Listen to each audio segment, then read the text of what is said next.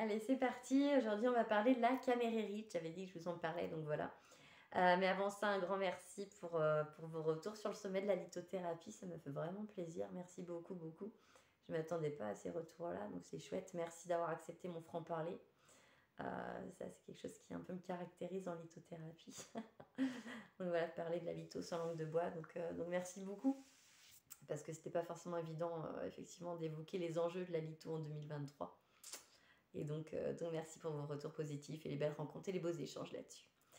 Donc du coup, la camérérite, c'est celle-ci. Alors, je sais qu'elle bouge pas. Voilà. Donc on a du violet, on a du blanc, on a du noir, on a du vert. C'est une pierre qui contient beaucoup de chrome, mais qui peut aussi avoir un peu de magnésium ou d'autres oligoéléments qui font que sa couleur elle peut varier un petit peu. Donc voilà, c'est une pierre qui appartient au groupe des chlorites. Donc c'est une clinochlore qui appartient au groupe des chlorites. Donc je cherche mon autre pierre, elle est là. Comme la séraphinite, donc ce qui fait qu'on a ces dilutions de couleurs, hop, ces dilutions un petit peu de couleurs. Alors attendez, je vais essayer de faire voilà, niveau lumière. On a un peu, c'est un peu un estampillage, vous voyez, c'est un peu estampé. Estampillage, pourquoi j'emploie ce mot-là? Rien à voir, c'est pas grave, ça arrive. Voilà, ces nuances, ces dilutions, on va parler de ça comme ça. J'en perds mon latin avec cette pierre. Donc du coup, la camérérite, effectivement, on a des gisements un peu partout. Enfin, un peu partout, dans certains pays. On en a en Norvège, en Suède, en Finlande, en Turquie, aux États-Unis. Mais son nom, la camérérite, lui vient d'un ancien directeur de la mine de Saint-Pétersbourg. Donc voilà, mine de Saint-Pétersbourg. Et du coup, on la connaît plus pour une pierre qui vient de Russie. C'est une pierre violette, comme je vous l'ai dit. Donc violette, si vous voulez, elle va être assez proche en propriété de la phosphosidérite, par exemple, qui est une violette aussi, mais pastel, un peu plus pastel. La camérérite, elle est dans une pierre d'ouverture d'esprit, d'ouverture de conscience, d'ouverture à ce qui nous sort de notre zone de confort, qui nous sort de nos pensées un peu limitantes, de nos habitudes. En somme, moi j'aurais tendance à résumer ça comme ça, c'est une pierre qui accompagne le mouvement de la vie quand il faut un peu ouais, vraiment sortir sa zone de confort, j'ai envie de dire. C'est une pierre qui là-dessus, si vous voulez, chasse un peu nos pensées limitantes. Alors j'appelle par pensée limitante, vous êtes dans un job et vous gagnez bien votre vie, mais vous n'êtes pas heureux dans ce job. Et finalement, c'est quelque chose qui vous tire vers le bas. Moi, je dis toujours, attention, qu'est-ce qui vous tire vers le bas dans votre vie, qu'est-ce qui vous tire vers le haut. Il faut régulièrement faire le point là-dessus. Et parce que les mouvements de la vie font que des fois, on nous met ça en lumière. Et cette pierre-là vient vous aider pour vous tirer vers le haut et chasser donc ces pensées limitantes qui seraient, bah ouais, mon job, il me plaît plus. Je suis malheureux comme les pierres, tiens, je vais dire ça comme exemple. Voilà, mais je reste parce que c'est matérialiste. Alors oui, bien sûr, on est dans un contexte où on a besoin de manger et où la vie, voilà, flambe, les prix flambent. Mais est-ce qu'il n'y a pas moyen de trouver un compromis, entre guillemets, entre le côté matérialiste obligatoire, un petit peu, et vous, votre bonheur, quoi.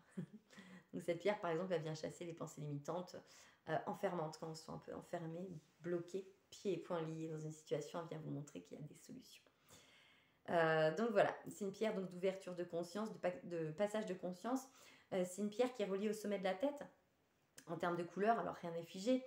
C'est une pierre qui va aussi pouvoir se porter sur le cœur et au niveau du plexus solaire, hein, donc des organes de la digestion.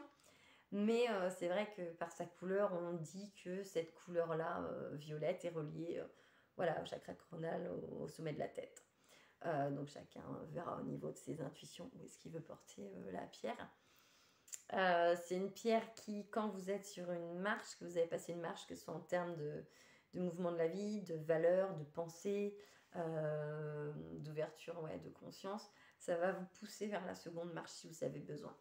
Quand vous voulez passer une autre marche, que vous êtes voilà, dans un mouvement et qu'il y a quelque chose qui vous freine, qui vous ralentit, cette pierre-là va venir le nettoyer pour vous pousser sur la seconde marche. Donc voilà, enfin sur une marche supérieure.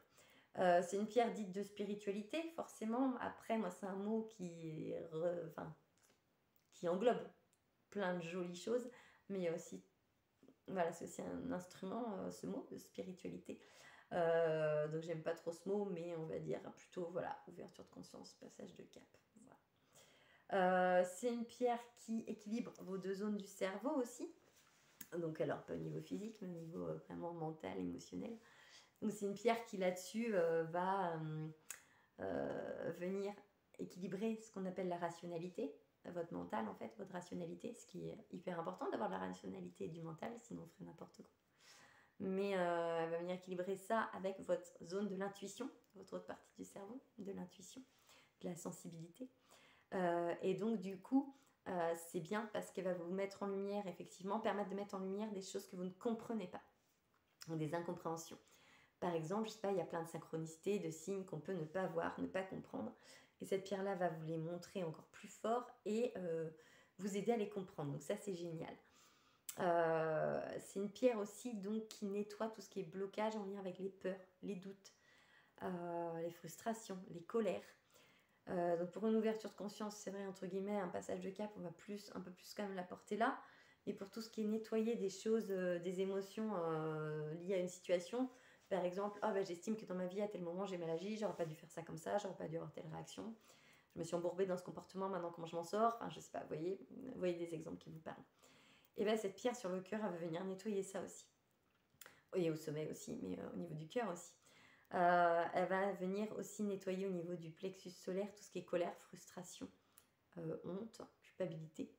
Donc toutes ces émotions qui peuvent nous freiner à avancer dans la vie et à faire un premier pas vers quelque chose, donc ou vers quelqu'un. Donc voilà, c'est une pierre qui nettoie là-dessus. C'est une pierre qui contient quand même beaucoup de magnésium, donc elle vient aussi, en contenant du magnésium, elle vient aussi vous apaiser. Donc voilà, c'est une pierre vraiment d'ouverture, d'avancée. Elle est quand même elle est extrêmement rare en lithothérapie, donc je sais qu'on la croise très très peu, mais elle mérite d'être connue quand même. Si vous avez envie de me faire vos retours d'ailleurs là-dessus, n'hésitez pas, parce que c'est vraiment une pierre qui vient vous expliquer plein de choses des événements de la vie, donc c'est génial. C'est une pierre qui, par exemple, quand vous vous dites, je sais pas moi, je capitule sur quelque chose, je capitule sur une situation, je capitule sur un job, je capitule sur une personne, et ben elle va vous remettre sur votre route ce job, cette personne, votre sujet de capitulation, entre guillemets. Par exemple, c'est un exemple parmi d'autres, il y a plein d'exemples. Mais elle va vous mettre en lumière le pourquoi des choses, donc c'est super. Donc voilà, très belle pierre, la camérérite, très rare. N'hésitez pas à me faire vos retours. Il y aurait encore plein d'autres choses à dire. Je ne vais pas parler des aspects physiques. C'est pas quelque chose qui est souhaité et souhaitable. Mais comme pour toutes les autres pierres, en fait, c'est une question de décret. Donc on va pas parler des propriétés physiques parce que déjà elle fait des super choses sur le reste. Donc on va s'en tenir à ça. Donc voilà ce que j'avais à vous dire sur la camérérite. Je vous fais des gros bisous. Je vous dis à bientôt. Salut!